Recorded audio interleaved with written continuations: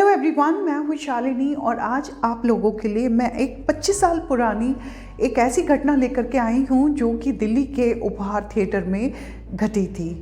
एक movie release होनी थी, ब्लॉकबस्टर मूवी बॉर्डर। धीरे धीरे वो टाइम भी आ जाता है 13 जून 1997 और फ्राइडे का दिन मूवी रिलीज़ होती है। लोग बहुत खुश थे। लोगों ने पहले से ही एडवांस बुकिंग भी कराई हुई थी। नहीं करवाई थी, वो डायरेक्ट वहाँ पे जाके विंडो से टिकट्स खरीदते हैं। लेकिन उससे पहले मॉर्निंग में 7:30 बजे कुछ होता है।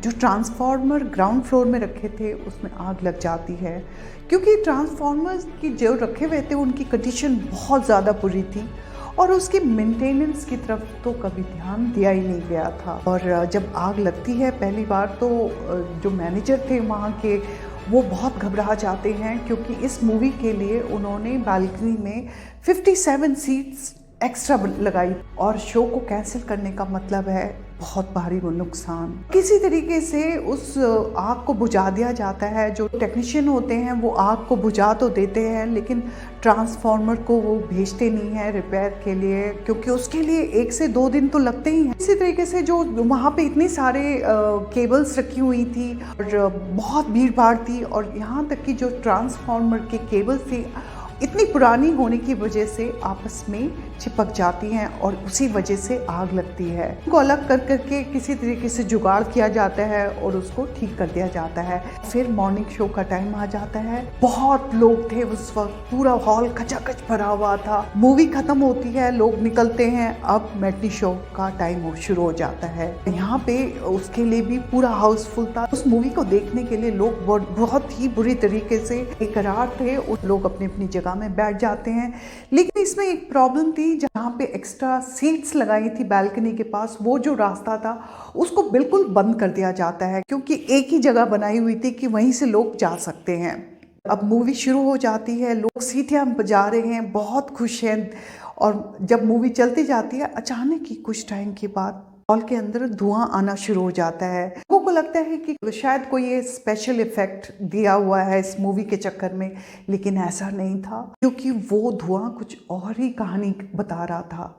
और धीरे धीरे लोग खांसने लग गए, बच्चे रोने लग गए और उनसे सांस लेने में मुश्किल होने लग गई। लोगों को समझ नहीं आ रहा था ये हो क्या रहा है। फिर जब काला धुआं अंदर आना शुरू हुआ, लोगों की सांस घुटने लग गई, भागने की कोशिश कर रहे हैं, बाहर निकलने की कोशिश कर रहे हैं, लेकिन ऐसा कुछ नहीं हुआ। बाहर जाने के रास्ते थे सब बंद थे, और यहाँ तक कि जो बैल्कनी में जो टेरेस का रास्ता था उसको भी लॉक किया हुआ था। जो मूवी थी वो चलती जा रही थी, उसको भी नहीं रोका गया, कोई अनाउंसमेंट नहीं हुई कि हो क्या रहा है ये सब कुछ।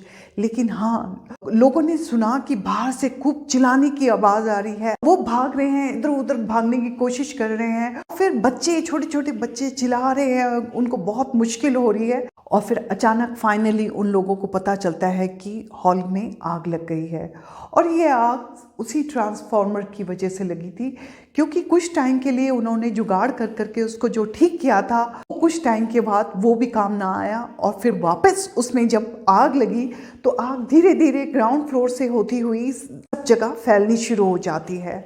वहाँ पे लोगों का बहुत बुरा हाल था, क्योंकि जब लोग भाग करके बाहर जाना चाहते हैं तो वो देखते हैं अंदर से वो ट्रैप है, वो हॉल का जो बाहर जाने का रास्ता है वो लॉक है। वो हेल्प मांग रहे हैं लेकिन कुछ नहीं हो रहा, और इतनी भीड़ होने की वजह से अचानक ही बहुत ज़ोर की आवाज़ आती है।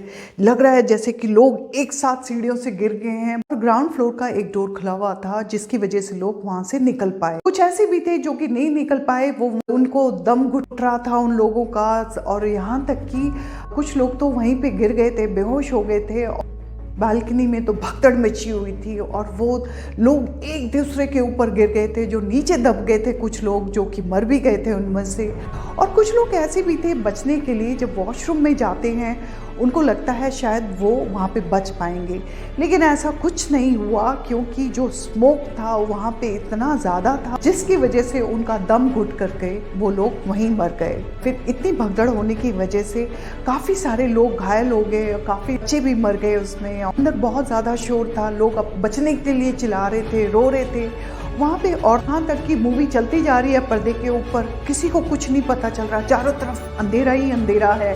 लोग चीख रहे हैं, कोई किसी को तो सांस घुटने से वहीं पे उनकी मौत हो गई, और लोग एक दूसरे के ऊपर चढ़ के भाग रहे हैं। कुछ बच्चे भी नीचे गिरे पड़े हैं, बच्चों के ऊपर से लोग चढ़ के जा रहे हैं अपनी जान बचाने के लिए। काफ़ी टाइम के बाद फायर ब्रिगेड वगैरह सारे लोग आते हैं, वो अंदर घुसने की कोशिश करते हैं, लेकिन वो अंदर घुस नहीं पाते क्योंकि अंदर की तरफ काफ़ी सारे लोग जो कि घायल हो गए थे, जो कि बेहोश पड़े हुए थे, वो दरवाजे के आगे ही पड़े हुए थे। मुश्किल हो रही थी खोलने में।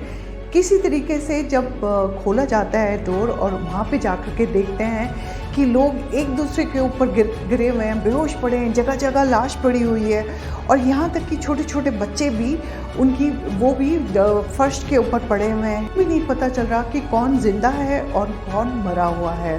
तो जो फायर ब्रिगेड के लोग थे वो उन लोगों की जो नीचे पड़े हुए हैं उनकी नोज़ में उंगली डाल करके चेक कर रहे हैं कि क्या ये जिंदा हैं या मर गए हैं। और इस तरीके से काफ़ी लोग घायल भी हुए थे, काफ़ी लोग मर भी गए थे। बाद में ये जो अंसल ब्रदर्स हैं उनके केस वगैरह चला, कोई भी काम है उसको प्रॉपर तरीके से ठीक कराना चाहिए था। वहाँ पे कोई भी सिस्टम ठीक नहीं था वैसे भी उस थिएटर में। और अब मेरे पास इतना ज़्यादा कुछ नहीं है इस घटना के बारे में और कुछ बताने का, लेकिन मैं जाने से पहले आप लोगों को ये बोलूँगी कि जब भी कुछ प्रॉब्लम्स होती हैं उसको इग्नोर नहीं करना चाहिए। ख़ास तौर से जो बिजली के काम होते हैं उनको तो कभी भी जुगाड़ कर करके ठीक नहीं करना चाहिए, और ताकि इतनी भयानक प्रॉब्लम कभी ज़िंदगी में किसी के भी ना आए। अब मैं बहुत जल्दी मिलती हूँ अपनी दूसरी स्टोरी के साथ। Thank you so much. नमस्ते।